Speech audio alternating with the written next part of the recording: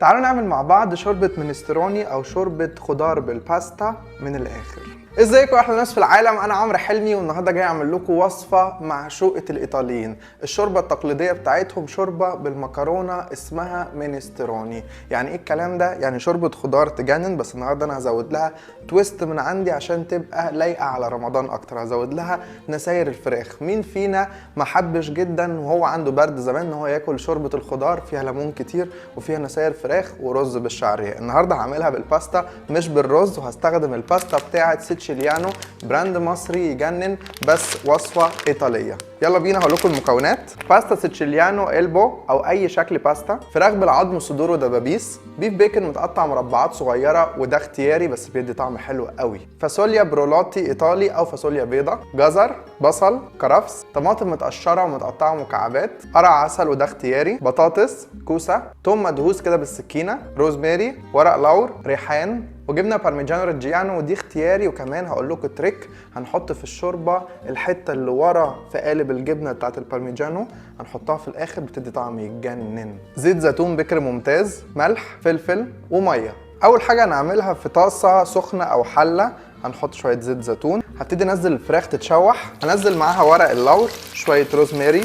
دلوقتي بقى الفراخ اخدت لون حلو كده هنطلعها كلها ونطلع الروزماري وكمان الورق بتاع اللوري، وهقول لكم هنعمل ايه. في نفس الزيت ده هنشوح بقى البيف بيكن لحد ما يبقى مقرمش خالص. بصوا بقى البيكن كده بقى شكله خطير، هيبقى كريسبي جدا، هيتقدم فوق الشوربه، هتبقى حاجه بجد. التريك دي جربوها، خطيره خطيره، بتدي يعني بعد تاني للوصفه. دلوقتي بقى هنعمل ايه؟ خلصنا تشويح البيف بيكن، خلصنا تشويح الفراخ، هنعمل ايه؟ هنبتدي نعمل بيز الشوربه او السوفريتو. يعني ايه السوفريتو؟ يعني الميروبوا بالفرنساوي، او هو البيز بتاع الشوربات واليخنات في المطبخ الايطالي والمطبخ الفرنساوي، اللي هم ايه؟ اللي هم جزر وبصل وكرفس ومعاهم ماده دهنيه اللي هي زيت زيتون، وكمان لو عايزين توم.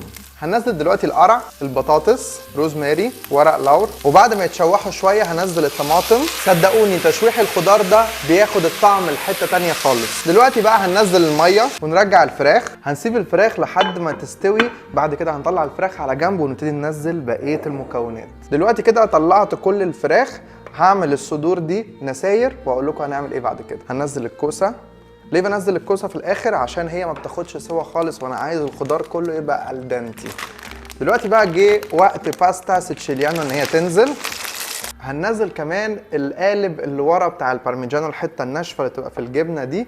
وعشان تعرفوا ازاي كمان الجبنه اصليه ولا لا، لازم تلاقوا عليها الختم المحفور بارميجانو ريجيانو، هنحطها في الشوربه كده. الباستا بقى تقريبا استوت. هنزل دلوقتي ايه؟ الفاصوليا البيضاء او البرولاتي، وهنزل كمان معاها شويه فلفل، ملح، شويه بارميجانو صغيرين وده اختياري، وهسيبهم الريحان يدخنهم ويتألفوا تاني مع بعضيهم. بصوا بقى الشوربة بتاعة المينستروني او شوربة الخضار العظيمة دي خلصت. منظرها وريحتها والله العظيم تجنن.